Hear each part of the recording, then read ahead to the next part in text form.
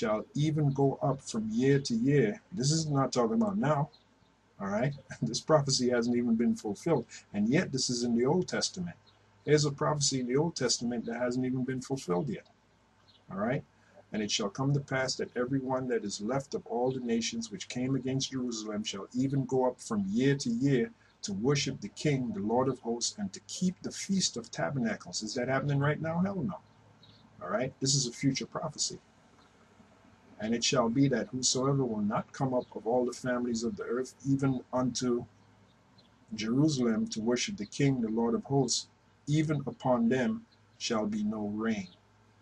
All right, so this is, like I said, this is talking about the kingdom, when all the other nations after 1,000 years are situated back in their land, just like it says back here in Isaiah 14 and 18.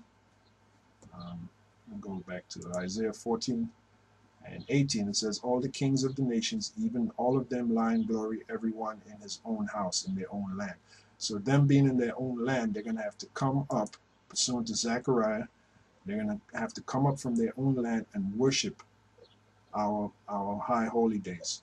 One of them being the Feast of Tabernacles. You've seen it right here. And if they don't come to worship the Feast of Tabernacles, what will happen to them? You see it right here. It says, even upon them shall be no rain. Then it proceeds to mention the nations. And if the family of Egypt go not up, because Egypt is going to be known as who? Back in the kingdom. The Mizraim is going to go back to Mizraim. It's going to go back to the Hamites, which it was before. And if the family of Egypt go not up and come not, that have no rain, there shall be the plague wherewith the Lord will smite the heathen that come not up to keep the Feast of the Tabernacles. So this is a future prophecy, all right? So that proves that all the other nations, they're going to have their, after 1,000 years, they're going to have their own little system, their own land, and whatnot. But if you go back to Isaiah the 14th chapter now, all right? If you go back to Isaiah the 14th, it tells you that all the other nations will lie in glory, but thou, who's this thou now?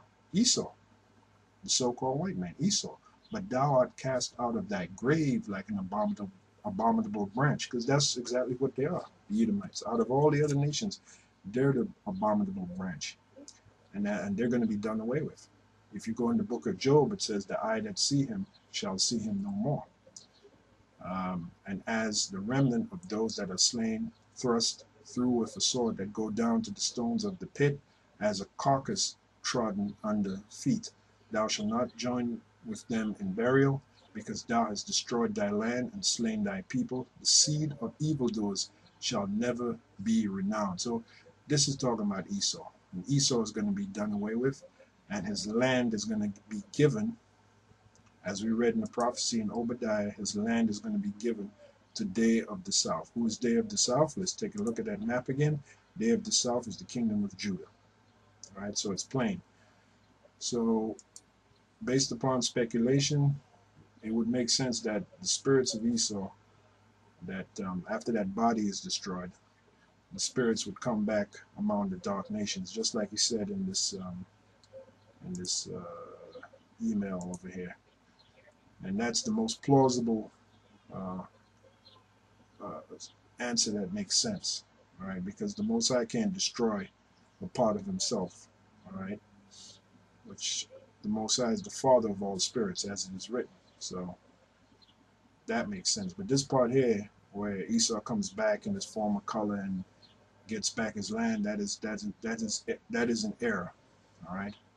The true breakdown of Revelation 20 and 5 is that, as we recap the lesson, Revelation 20 and 5, this dead here is talking about the other nations. It ain't talking about Esau, which, you know, Esau is going to be done away with. Excuse me. So there you have it. Hopefully it's explained, you know, for you, brother. Hopefully you got a firm understanding of what that's talking about. And this is GMS Mailbag, and we'll see you in the next lesson. Shalom.